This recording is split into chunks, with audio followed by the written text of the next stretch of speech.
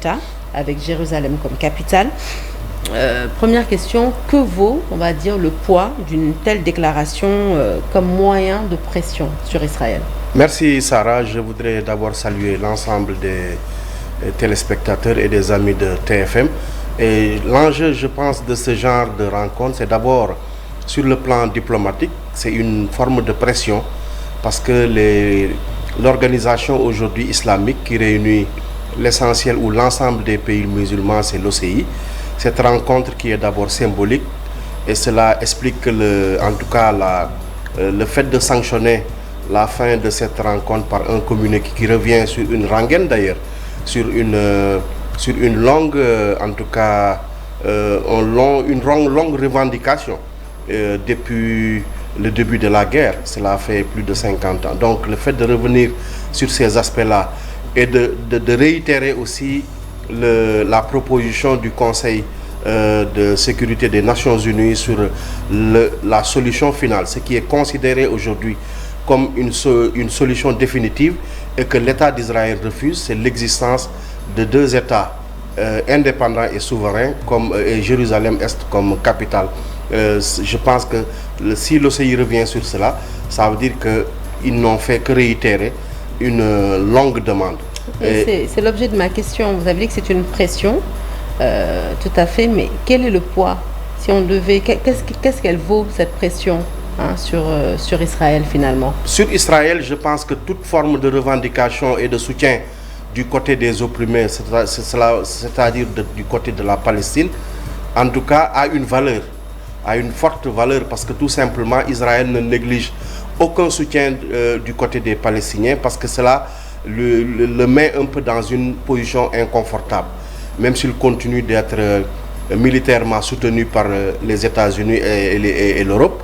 Si les pays musulmans ou africains, sur le plan symbolique, parce qu'il faut se dire qu'on n'est pas dans une posture où on impose à Israël une certaine pression militaire, mais sur le plan diplomatique, le fait que aujourd'hui l'OCI tape sur la table ou produit un communiqué final pour réitérer une demande et que quelques jours après, aujourd'hui même c'est lundi, on a vu que le Hamas vient d'accepter un cessez-le-feu, une trêve, et que Israël rechigne encore. Je pense qu'ils vont terminer sur cela parce que tout simplement la pression sur le plan international, non seulement des pays musulmans, mais des citoyens, des communautés européennes, occidentales et même américaines, des étudiants à travers le monde qui refusent cet état de fait et qui refusent aujourd'hui le fait qu'Israël continue à massacrer des populations et à exercer l'apartheid et en tout cas des crimes sur le plan... On parle même de génocide. Aujourd'hui, vous venez de le dire, le Hamas a accepté une trêve. On attendait plutôt qu'une trêve soit observée de la part de l'État israélien. Revenons un peu sur la mission de ce sommet. Je rappelle qu'il a été créé en 1969. Donc ça fait près d'un demi-siècle que les États arabes se réunissent. L'OCI a été créé pour réagir, si je ne m'abuse, à l'incendie de la mosquée d'Al-Aqsa. Donc il est quelque part né, cette organisation est quelque part née pour soutenir la cause palestinienne. Et près d'un demi-siècle après sa création, le conflit, il faut le dire, fait toujours rage dans cette partie du Moyen-Orient. Est-ce que on pourrait dès lors s'interroger, je veux dire, sur l'efficience même d'une telle organisation? Oui, en tout cas, au niveau de l'OCI, il y a effectivement cet aspect diplomatique, ce poids des pays musulmans, mais notons que quand même, il y a une certaine mollesse dans le travail et dans le système de déploiement de l'OCI. Parce que l'enjeu aujourd'hui, c'est que l'OCI est l'organisation qui réunit les pays musulmans avec ses différents organes, ces trois organes, les chefs d'État, ensuite les ministres et ensuite le secrétariat général. Mais l'OCI est financé en grande partie par l'Arabie Saoudite, il faut le dire. Et aujourd'hui, surtout avec l'arrivée du roi Salman au niveau de l'Arabie Saoudite, à la tête de ce royaume, la connivence est encore plus accrue entre l'Arabie Saoudite et les Américains et les États-Unis qui sont les premiers souteneurs d'Israël sur le plan militaire. Voyez-vous, il y a quelques semaines, les États-Unis ont encore remis un don de 13 milliards à Israël pour se défendre, surtout après les attaques de drones de l'Iran. Donc, au niveau de l'OCI et des pays musulmans, on s'agite un peu sur le plan diplomatique, mais il y a quand même, la valeur de cette revendication va être molle, tellement dérisoire, parce que tout simplement, les pays musulmans ne jouent pas le vrai jeu. Regardez, voyez-vous même dans les thèmes. Vous êtes d'accord avec les observateurs qui soutiennent que tant qu'il n'y a pas une unité, au sens propre, au sens vrai du terme, une unité du monde arabe, eh bien, il n'y aura jamais finalement de solution à ce conflit qui perdure. Parce qu'effectivement, l'enjeu, c'est l'unité. Même dans les thèmes qui sont développés, vous verrez que ce ne sont jamais des thèmes engagés. Souvent, c'est des thèmes qui sont un peu généraux à travers l'unité, la solidarité, la fraternité, mais jamais un thème qui vise directement les responsables comme Israël ou les Américains. Souvent, c'est des thèmes on tourne autour. Et effectivement, aujourd'hui, cette forme de pression à travers ce que OCI a produit, cela veut dire qu'on n'est pas encore sorti de l'ornière. C'est-à-dire que la pression, elle est tellement lourde que les musulmans ne peuvent pas encore s'unir. Parce que les rapports de force ne sont pas les mêmes. Les pays européens, les États-Unis ne laissent pas aujourd'hui certains pays musulmans s'accrocher ou en tout cas s'imposer autour de leur soutien à Palestine. Donc, et au même moment, ils continuent à soutenir, parce qu'Israël est le pays le plus soutenu au monde, sur le plan financier et sur le plan militaire. Donc, ça veut dire que dans la région, il y aura l'Iran qui va s'imposer, le leadership de la Turquie qui va encore être plus accru, mais malheureusement, ils seront encore divisés tant que le leadership est porté, surtout sur le plan financier, par l'Arabie Saoudite, qui accepte que les États-Unis soient quand même au-dessus de tout dans cette forme de guerre qui existe et qui fait encore trop de mal et trop de tués, de pertes, de massacres et même de génocide, comme vous l'avez tout de suite dit. Alors, on va parler de la présence des chefs d'État africains à ce sommet. Une poignée de chefs d'État africains ont fait le déplacement. C'est le cas de notre président, le président Bassirou Diomaye Faye. Au moment où bon nombre de ses pairs, on va dire, se sont fait représenter sur le plan diplomatique, comment faudrait-il analyser la présence du Sénégal à cette tribune et notamment le discours du chef de l'État? Oui, effectivement, il vient d'être élu. Ça veut dire qu'aujourd'hui, c'est une grande tribune pour lui. De rencontrer les chefs d'État et les leaders arabes au niveau de ce sommet. Ensuite, il est le président d'un pays qui a une longue tradition de soutien à la Palestine, avec le passeport diplomatique délivré par Yasser Arafat. Ensuite, le fait que le président le Sénégal préside le comité sur la défense des droits inaliénables du peuple palestinien. Le fait que aussi que le Sénégal est quand même une forte communauté des confréries, des associations islamiques, de la société civile et des partis politiques qui sont amis de la Palestine.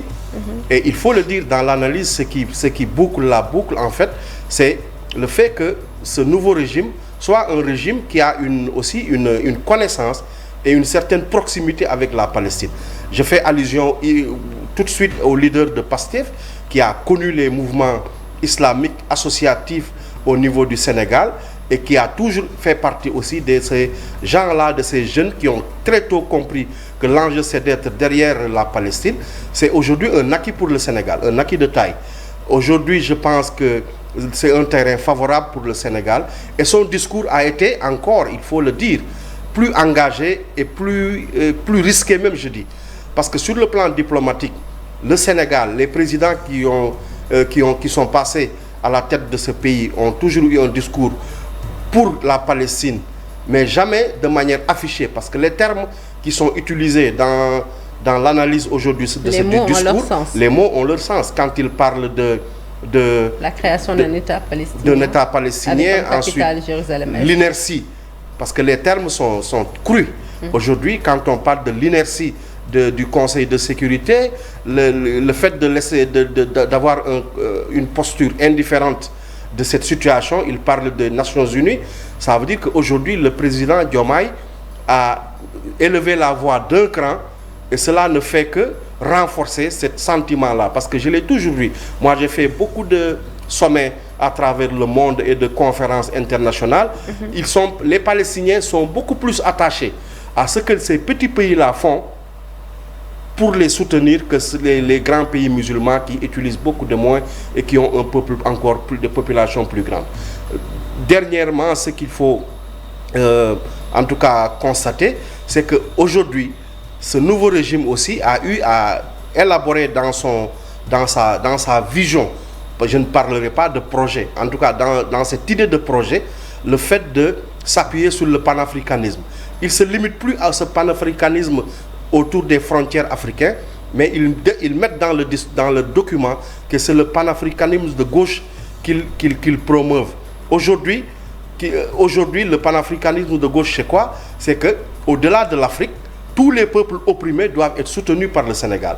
Et au-delà maintenant du discours, c'est que cela devient une pratique. Et dans les premiers discours des chefs d'État ou du Premier ministre Ousmane Sonko ou de Diomaye, on sent qu'à travers les visites, les sorties et en tout cas les visites diplomatiques et le discours en Gambie montrent que le Sénégal garde sa posture de souteneur de la cause palestinienne, mais avec une plus grande intensité, et cela ne fait que le bonheur, en tout cas, de tous ceux qui soutiennent la Palestine. Alors, ça c'est au niveau diplomatique. À votre niveau, je rappelle que vous êtes journaliste, fondateur du réseau des journalistes pour l'information religieuse.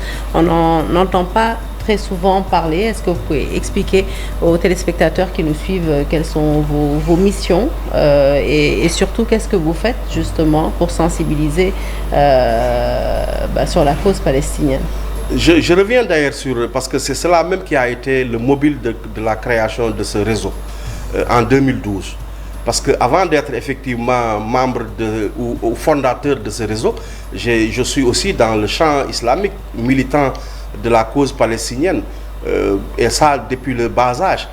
On avait senti que cette culture de soutien de la Palestine a été, dans les premières années ou même avant, incarnée par certains chefs religieux sénégalais, surtout à travers Kaolack, les Niassènes et autres. Mais par la suite, on avait constaté que les jeunes Sénégalais, la presse sénégalaise, ne s'est pas spécialisée dans ces domaines et ne s'intéressait pas tellement à ce coin du monde, le Moyen-Orient et les conflits qui font rage. Aujourd'hui, les réseaux sociaux aidant, les plateformes aidant, on voit même qu'il ne s'agit même plus de presse, c'est-à-dire ce sont des activistes, le hashtag a été créé, il ne suffit plus d'être journaliste pour savoir ou informer de ce qui se passe en Palestine et tout le monde se sent concerné. Comment vous surfez sur cette vague pour faire encore passer plus de messages? Le moment est encore plus facile, hein? Si aujourd'hui, parce que c'est cela d'ailleurs qui est l'enjeu. Créer l'OCI des peuples, laisser les chefs d'État effectivement se parler avec le langage politiquement correct et tout. Et d'ailleurs, je m'attendais un peu prochainement, si le président Diomaye est bien conseillé, c'est qu'au-delà de ce qu'il dit pour soutenir la Palestine, de revenir aussi sur les réformes qui sont attendues au niveau de l'OCI. Parce que l'OCI non seulement est financé par l'Arabie Saoudite, plombé un peu dans son fonctionnement, mais l'OCI des peuples doit être créé. Ce sont nous-mêmes les populations et les acteurs de la société civile qui devront nous engager à cela.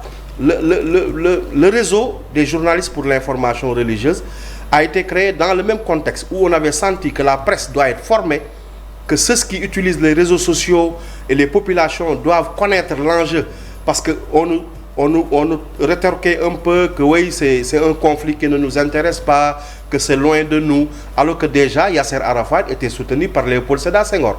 Ce n'est même plus un conflit pour les musulmans, ou en tout cas où les musulmans doivent être plus actifs. Celui qui a remis le passeport diplomatique à Yasser Arafat n'était pas musulman, il était pourtant chrétien, mais défenseur des droits de la Palestine. Aujourd'hui, si les populations sont plus conscientes de cela, si nos autorités, et Dieu a fait que les nouvelles autorités ont cette culture, il faut le dire et le réaffirmer, ont aussi une tradition de lutte et d'engagement. Ils sont plus aujourd'hui dans cette tradition-là qu'on a connue avec le langage, comme j'ai dit, diplomatiquement correct. Si aujourd'hui le président Ousmane Sonko ou le président Diomaye décide de recevoir Mélenchon au Sénégal, cela veut dire qu'on est en train de sortir un peu des sentiers battus. Aujourd'hui, c'est les peuples qui ont revendiqué quelque chose et qui sont contre ce qui se passe en Palestine et ailleurs dans le monde, qui veulent se parler même s'il faut le faire de manière intelligente, sans pour autant, et pour tenir en compte les rapports de force qui ne sont pas les mêmes, il faut manier un peu de manière très intelligente cet esprit-là et encourager les populations à le faire. Et ils sont déjà sur cette même lancée, ailleurs en Europe, aux États-Unis, même si les États soutiennent Israël, mais les populations quand même, pour la grande partie, majorité, sont derrière la cause palestinienne et soutiennent le peuple palestinien. Alors, manier l'information, certes, y avoir accès certainement, mais avec responsabilité. Ouais. Donc, je reprécise un peu ma question parce que vous êtes journaliste, donc très au fait de ce qui se passe dans le Moyen-Orient. Aujourd'hui, est-ce que vous dispensez des formations à des journalistes qui veulent se spécialiser dans l'information religieuse? Effectivement, on a fait beaucoup de formations, de renforcement de capacités dans ce sens, avec des partenaires sénégalais de la société civile, des acteurs aussi qui connaissent. Parce que dans ce genre d'exercice pour les journalistes, c'est d'abord conscientiser la presse sénégalaise, parce qu'on est une presse qui reçoit quand même beaucoup d'informations de la part des grands médias qui sont souteneurs d'Israël. Ça d'abord, il fallait former ces journalistes-là pour créer cette distance et avoir des sources d'informations plus crédibles. Ensuite, amener la presse sénégalaise à s'intéresser à la problématique, parce qu'au début, on était beaucoup plus intéressés par les questions qui nous venaient d'Europe ou des États-Unis. Malheureusement, cela a beaucoup retardé les Sénégalais. Aujourd'hui, vous en parlez à TFM, mais rares sont les médias qui acceptent de prendre cette question-là à bras-le-corps, d'en faire des débats ou d'en faire des éléments de journal. Mais malheureusement, c'est le cas. Mais nous n'avons pas terminé notre mission. Aujourd'hui, il faut surtout amener les jeunes à s'intéresser. Regardez, constater un peu dans les rédactions, il y a toujours des spécialisations dans le domaine du sport, de l'économie. Mais en 2012, il n'en avait pas. Alors que je le disais lors de la journée de création de ce réseau, que la première association de journalistes créée en France, c'était le réseau, ou en tout cas le club des journalistes qui travaillent sur les religions. Mais malheureusement, parce que la religion n'est plus un effet, en tout cas de mode ou de pratique spirituelle seulement, mais en tout cas, ça charrie beaucoup de choses sur le plan politique, sur le plan diplomatique, au-delà de l'aspect spirituel. Et malheureusement, on n'en fait pas cas. Tous ceux qui font des émissions dans les grands médias européens ou américains, ils viennent des grandes universités, ils comprennent l'enjeu et ils sont formés dans ça. Mais malheureusement, ce n'est pas le cas au Sénégal.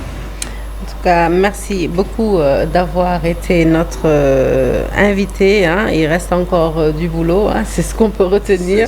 Mais vous êtes à pied d'œuvre. En tout cas, je rappelle que vous êtes Mohamedou Barrow, donc fondateur du réseau des journalistes pour l'information religieuse. Merci d'être passé nous voir. Merci à vous d'avoir suivi Soir d'Info. Excellente suite de programmes en compagnie de la télévision Futur Média. Restez avec nous, vous êtes au bon endroit. À demain.